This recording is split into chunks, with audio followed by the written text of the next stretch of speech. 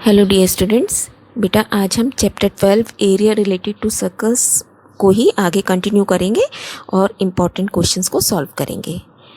देखिए first question, this is from exercise 12.2। एक छतरी में 8 ताने हैं, 8 रिप्स हैं जो इक्वल डिस्टेंस पे लगे हुए हैं तार। इसके छतरी को 45 सेंटीमीटर त्रिज्या वाला एक वृत्त मानते हुए इसने इस तरीके से, देखिए अगर नीचे से देखते हैं सर्कल ही लगता है ना, तो ऐसे फिगर बना के हमें शो भी किया गया है। इसकी दो क्रमागत तानों के बीच का क्षेत्रफल बताइए, area between two consecutive strips. तो आपको क्या करना है बेटा, सबसे पहले लिख लेते हैं इसकी डिटेल्स, है ना। R is equal to 45 cm। तो ये क्वेश्चन हम दो तरीके से कर सकते हैं। 8 हिस्सों में बांटा गया है ना। पूरे वृत्त का क्षेत्रफल कितना है, टोटल एरिया कितना होता है एक सर्कल का,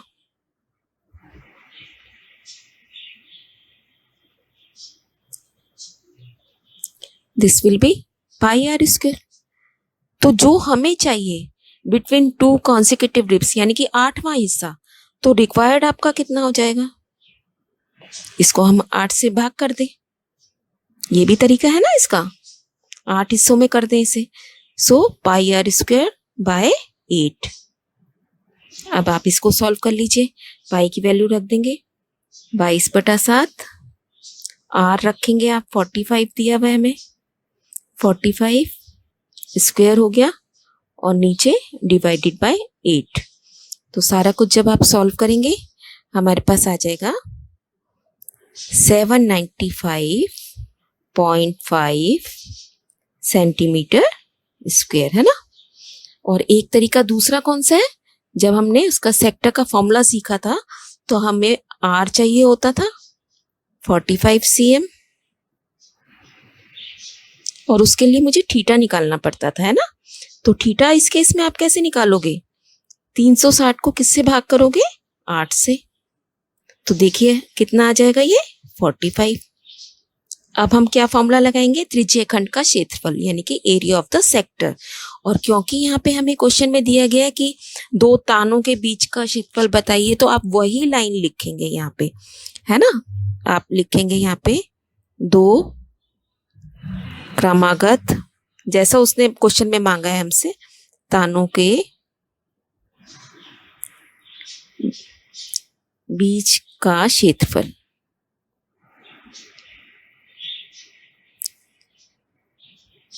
this will be pi are square और साथ में क्या होता है थीटा अपॉन 360, है ना। इसको आगे पीछे लिखने से कोई फर्क नहीं पड़ता। So this becomes 22/7। देखिए दोनों तरीके से आपके पास वही आएगा, ये कुछ भी चेंज नहीं है। 45 स्क्वायर और थीटा कितना आया 45 अब डिवाइडेड बाय 360, है ना। बल्कि आप देखिए इसको काटोगे तो आप 8 ही आएगा ना आपके पास। जैसे यहाँ इसको इससे गुणा करोगे तो एट लास्ट हम वहीं घूम फिर के वहीं पहुंच गए बेटा, जैसा हमने पिछले पेज पे किया था। देखिए एंड इनटू 1/8 सेम टर्म्स आ गई ना। Answer is 795.5 cm square. तो जहां पे भी आपको इस तरीके से सर्कल दिया गया है और एक पार्ट उसको कई पार्ट में डिवाइड किया गया है बेटा, तो पूरे सर्कल के एरिया को आप उस नंबर से डिवाइड कर देंगे और सीधा आंसर हमें मिल जाएगा। नेक्स्ट देखिए, 15 मीटर भुजा वाले एक वर्गाकार घास का मैदान, ये आपको दिखाया गया है। ये 15 मीटर इसकी भुजा है। एक घोड़े को 5 मीटर लंबी रस्सी से बांधा गया है। इस रस्सी की लंबाई कितनी है 5 मीटर। तो घोड़ा कितनी घास चरेगा बेटा, जहां तक उसकी रस्सी जा पाएगी। तो ये पोर्शन इस तरीके से कवर करेगा, है ना। रस्सी जैसे जैसे इसकी यहाँ तक जाएगी तो ये क्या बन गई, इसकी त्रिज्या बन गई। और ये पूरा एरिया उसने हमसे पूछा है मैदान के उस भाग का क्षेत्रफल बताइए जहां घोड़ा घास चढ़ सकता है।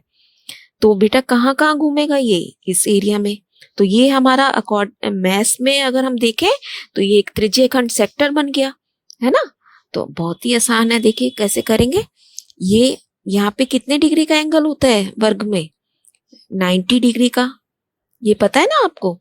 इसका मतलब पूरे वर्ग के क्षेत्रफल को आपने कितने हिस्सों में बांट दिया, ये 90 का था ना, एंगल निकाल लिया आपने 90 का। अब बताइए इसका आर कितनी हो गई, 5 मीटर।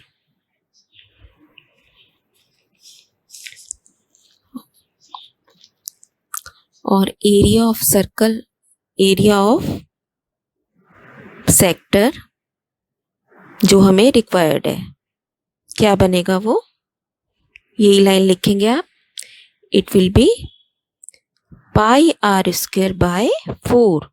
अगर हम एक बड़ा सर्कल माने इसको, बड़े सर्कल में इसको हम ट्रांसफर करके सोचें तो, क्योंकि ये 90 का एंगल है, तो ये 90 कितना पार्ट होता है एक सर्कल का, चौथा हिस्सा है ना, चतुर्थांश, क्वाड्रेंट होता है।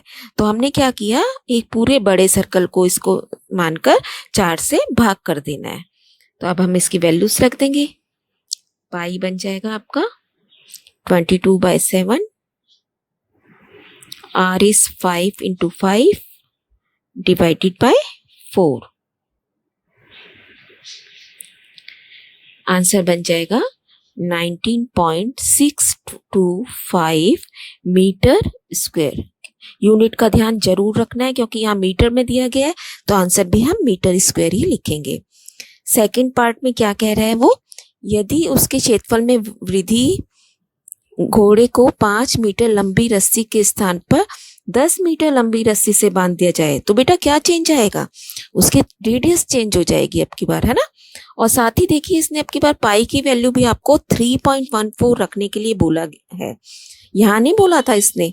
यहाँ हम जब नहीं बताया जाएगा हम 22/7 ही रखेंगे, लेकिन अगर कह दिया जाएगा बेटा तो आप बिल्कुल पक्का वही रखेंगे जो हमें उसने बोला है।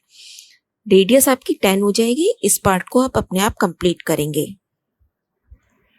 नेक्स्ट देखिए, किसी कार के 2 वाइपर्स हैं जो कि आपस में एक दूसरे को कभी भी आच्छादित नहीं कर देते, मतलब ओवरलैप नहीं करते, है ना, अलग अलग चलते हैं दोनों। प्रत्येक वाइपर की पट्टी की लंबाई 25 सेंटीमीटर है, तो this becomes our radius, R is 25 cm। Angle कितना है, थीटा इज 115। तो बस यही 2 चीजें चाहिए होती है हमें ना। तो बताइए कितना वो एरिया कवर कर लेगी। देखिए बेटा, एक वाइपर इधर जा रहा है, एक वाइपर इधर जा रहा है, तो ये क्या बन गया, अगेन सेक्टर बन रहा है ना ये। तो वेरी इजी आप लिख देंगे इसका। तो और कितने एरिया है यहाँ पे फाइंड आउट करने के लिए, एरिया ऑफ सेक्टर्स या त्रिज्य खंड 2 से गुणा कर देंगे क्योंकि 2 है, और सीधा फॉर्मूला रखेंगे, it is θ/360 into pi are square. 2 theta is 115, pi 22/7 गुणा में आर आप लिखेंगे 25 गुणा 25, और अभी देखो हमने कुछ छोड़ दिया नीचे 360। बहुत केयरफुली करना है बेटे काम। Maths is the name of carefulness and patience. बेटा आपने जरा से भी छोड़ दिया ना, लीनियंसी कर दी, वहीं आपकी सारी मेहनत बेकार है बेटा। तो अब सारा कुछ आप सॉल्व करेंगे। देखिए क्या क्या कट सकता है हमारे पास। फाइनल आंसर विल बी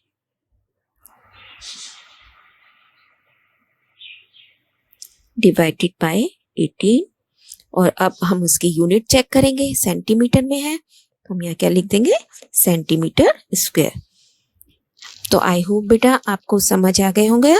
सिर्फ एक ही फॉर्मूला अभी हमने अच्छे से तैयार किया है जो कि सेक्टर का था, है ना, θ/360 इंटू पाई आर स्क्वायर। इससे पहले भी हमने इस पे बेस्ड क्वेश्चन किए थे, तो अब आपको अच्छे से लर्न भी हो गए होंगे और क्वेश्चंस भी समझ आने लगे होंगे। कीप ऑन लर्निंग बेटा, स्टे ब्लेस्ड।